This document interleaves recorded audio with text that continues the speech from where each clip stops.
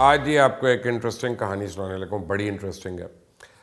قدیم مصر یعنی اینشنٹ ایجپٹ کی جو ملکہ تھی نا کلیوپیٹرا، اس کو تاریخ کی خوبصورت ترین عورت اس کو کہا جاتا ہے۔ ایکچولی خوبصورتی کے علاوہ اس میں اور بڑے ہنر تھے۔ مصری سلطنت جو ہے اس کی حکمران بننے والی کلیوپیٹرا ذہانت میں بھی بے مثال تھی، اور اس وقت کے ذہین اور فطین عمرا اس کی ذہانت کا اعتراف کرتے رہے، اور اس کی بڑی ہمیں تاریخ میں اس کے لکھے ہوئے انسکرپشنز ملتے ہیں۔ تاریخ کا جائزہ لیں تو پتہ چلتا ہے کہ کلیوپیٹرا کا زمانہ جو ہے نا وہ بٹوین 30 and 50 BC یعنی بیفور کرائسٹ اس وقت کا ہے، اور یہ وہ عہد ہے جب مصر پر آخری فرعون حکمران تھا، اور اس کی موت کے بعد مصر جو ہے روم کا ایک صوبہ بن گیا۔ کلیوپیٹرا کے اقتدار کی ہوس نے سلطنت روم کے نامور جنرلز کو خاک و خون میں رنگ کر عظیم و شان سلطنتوں کو ہمیشہ کے لیے صفحہ ہستی سے مٹا دیا تھا۔ قدرت نے اسے دلکش حسن اور جادوئی شخصیت تو نوازا تھا، لیکن وہ اعلیٰ ترین تعلیم یافتہ اور 2 کتابوں کی مصنفہ بھی تھی۔ ایک کتاب کا تعلق جسمانی صحت سے تھا، اور دوسری کتاب تجارت اور ادویات کی خریداری میں اور ان کے استعمال سے متعلق تھی۔ کلیوپیٹرا مختلف علوم سمیت 7 زبانوں پہ عبور رکھتی تھی۔ بڑی انکریڈیبل بات ہے۔ کلیوپیٹرا اپنے وقت کی 2 طاقتور ترین جنرلز یعنی جولیس سیزر اور مارک اینٹنی، ان کو اپنی صلاحیت، دانشمندی اور حسن و جمال سے اس نے محصور کر رکھا تھا۔ اور بہت سے لوگ کلیوپیٹرا کے حسن بارے زیادہ فوکس اسی اوپر کرتے، لیکن اس میں کوئی شک نہیں کہ وہ حسین عورت تھی، لیکن حکمرانی کا سبب جو ہے وہ اس کا حسن نہیں تھا، اس کی دانشمندی، عسکری حکمت عملی، یہ ذہانت، یہ سب چیزیں تھیں۔ کم عمری میں بھی اس نے مصر پر 22 برس حکمرانی کی۔ وہ اپنے زمانے کی امیر ترین حکمرانوں میں شامل تھی، لیکن طاقتور بھی تھی۔ اس کے 2 بیٹے روم کے بااثر لوگوں میں شامل تھے، اور یہ بات سچ ہے کہ مصری نہ ہونے کے باوجود، یعنی وہ ایجپشن تھی نہیں، کلیوپیٹرا نے مصری یا ایجپشن رسم و رواج کو اپنا لیا تھا، اور لباس اور چال ڈھال سے وہ مصر کی ملکہ ہی لگتی تھی۔ وہ 18 برس کی عمر میں حکمران بنی، اور یوں سب سے کم عمر ملکاؤں میں اس کا شمار ہوتا ہے۔ کلیوپیٹرا تاریخ کی شاید وہ واحد خاتون ہے جسے مرنے کے 2000 سال کے بعد بھی سیلیبریٹیز کا درجہ حاصل ہے۔ آج بھی جب کسی کے حسن کی تعریف کرنی ہو تو کلیوپیٹرا کا نام ذہن میں آتا ہے۔ پچھلے 2000 برس سے اس کے اوپر ان گنت پینٹنگز، مجسمے تیار کیے جا چکے ہیں۔ وہ متعدد ناولز، افسانے، کہانیوں کا موضوع بن چکی ہے، اور اس پر تو ہالی ووڈ سمیت دنیا بھر کی کئی فلمیں بن گئیں۔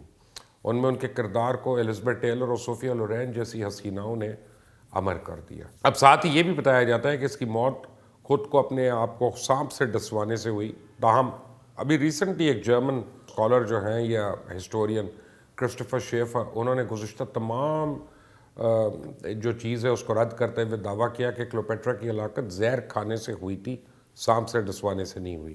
ہلاکت کی طرح کلیوپیٹرا کی شادی سے متعلق بھی متعدد کہانیاں منسوب ہیں۔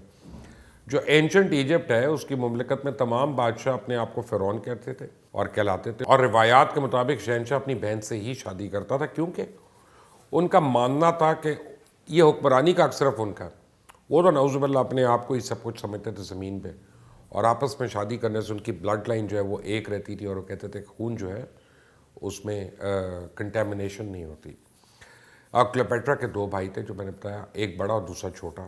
وہ دونوں 13ویں اور 14ویں فرعون کے نام سے جانے جاتے تھے۔ اب تاریخ بتاتی ہے کہ 51 قبل مسیح میں باپ کے مرنے کے بعد کلیوپیٹرا کا بڑا بھائی تخت نشین ہوا، تو اس نے فرعونی روایات کے مطابق اپنی 11 سالہ کم سن بہن کلیوپیٹرا سے شادی کر لی۔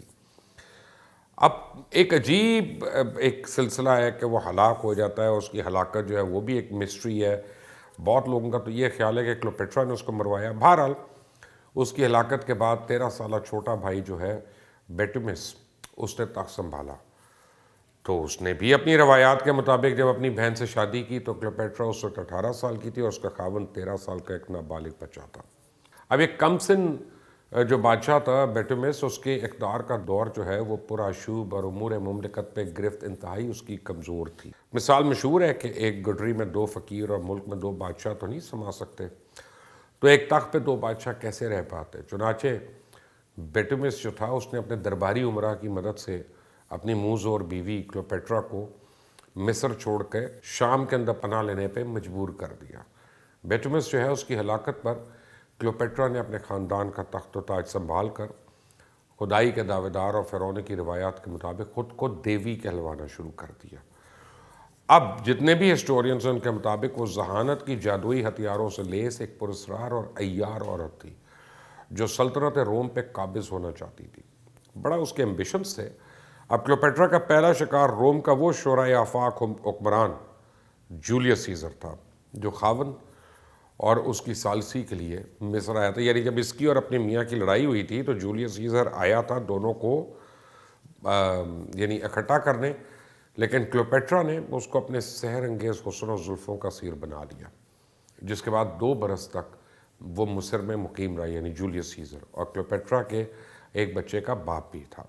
अपने सबसे बड़े हरीफ जनरल पॉम्पी को शिकस्त देने के बाद जूलियस सीजर ने तख्त रोम संभाला तो क्लियोपेट्रा एक बड़े पुरस्कार अज़ाइम के लिए रोम में ही मुकीम हो गई और यूं अमली तौर पर मिस्र सल्तनत रोम का एक सूबा बनकर रह गया और अपने बेवफा दोस्त मार्कस ब्रूटस और रोमी सेनेटर्स के हाथों जूलियस सीजर का कत्ल हुआ तो क्लियोपेट्रा उसके मुंह बोले बेटे और नाइब जनरल यानी मार्क एंटनी से उसने ताल्लुकात बना लिए। दोनों का गठजोड़ हो गया, दोनों की शादी हो गई। मार्क एंटनी और क्लियोपेट्रा के 3 बच्चे हुए। मार्क एंटनी ऑगस्टस का बहनोई भी था, लिहाजा क्लियोपेट्रा और एंटनी का यही ताल्लुक दोनों के दरमियान में जंग और जदल के सिलसिले का एक सबब बन गया। क्लियोपेट्रा की यह तीसरी और आखिरी शादी थी और एंटनी ने जनरल एक्विटन से शिकस्त खाई तो फिर क्लियोपेट्रा मैदान जंग से फरार होकर एक खुफिया पनाहगाह में जा छुपी और इसी दौरान इसने एंटनी को शिकस्त देने वाले फातेह जनरल एक्विटीन से आशिकाना राव रस्म बनाने की भरपूर कोशिश की, लेकिन नाकाम हो गई क्योंकि तब तक उसके अज़ाइम सबको पता चल गए थे। क्लियोपेट्रा की इस नई चाल के बाद इसने एंटनी के साथ बेवफाई का जो खेल खेला उसका नतीजा सिर्फ एंटनी की नहीं बल्कि ख़ुद इसकी भी इबरतनाक मौत का ठहरा। तारीख के मुताबिक इसने अपनी एक खादमा के ज़रिए एंटनी तक यह अफवाह पहुँचाई कि क्लियोपेट्रा ने इसकी शिकस्त से दिल बर्दाश्ता होकर ख़ुदकुशी कर ली है। इश्क में मुब्तला एंटनी ने इस अफवाह को हकीकत समझा और तलवार से अपना सीना चाक करके ख़ुदकुशी कर ली और फिर एंटनी की ख़ुदकुशी की खबर सुनने पर पछतावे की आग में जलती हुई क्लियोपेट्रा ख़ुद को जहरीले मिस्री कोबरा सांप से डसवा कर तारीख़ में बेवफाई की अलामत बन के हमेशा के लिए अमर हो गई।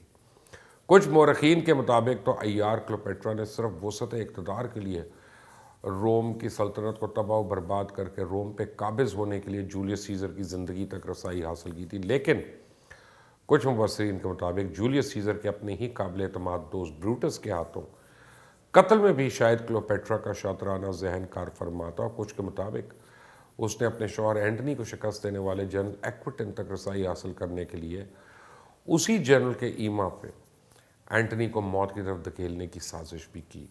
पर सब चीज़ों से हट कर क्लियोपेट्रा में कोई ना कोई तो ऐसी बात ज़रूर थी कि रोमन दौर के 2 अजीम तरीन शहनशाहों ने उसकी खातिर हर हद से गुजर गए और यही बात सबसे अहम है और उसका एक ही ख्वाब था कि मैं मलका आलम बनूं, पूरी दुनिया उसके ज़ेर नगी हो जाए। और इस औरत को लोग आज भी उसे दुनिया की हसीन तरीन औरत के नाम से याद करते हैं। शेक्सपियर जैसा शख्स उससे मुतासर था, उसने दुनिया की 2 अजीम सल्तनतों की ईंट से ईंट बजा दी।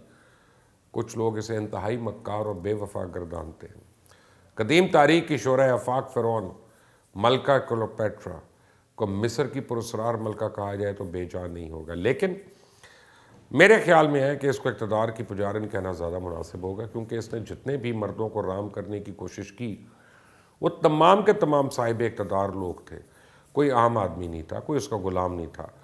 इसकी साजिशों में बहुत सी सल्तनतें ज़वाल पजीर हुई और बहुत से बेगुनाह लोग मारे गए। इसलिए यह मौक़िफ़ ज़्यादा दुरुस्त मालूम होता है कि क्लियोपेट्रा ने जो कुछ भी किया वो अपनी हुकूमत की तोसी के लिए किया और यही ख्वाहिश आखिरकार उसकी ज़िंदगी का इख्तिताम का बाइस बनी। कहते हैं ना, किसी के लिए गड्ढा खोदोगे तो उसमें गिरना खुद ही पड़ेगा। Thank you for watching. इस चैनल को सब्सक्राइब करिएगा, बेल आइकॉन को प्रेस करिएगा। अंटिल नेक्स्ट टाइम, अल्लाह हाफ़िज़।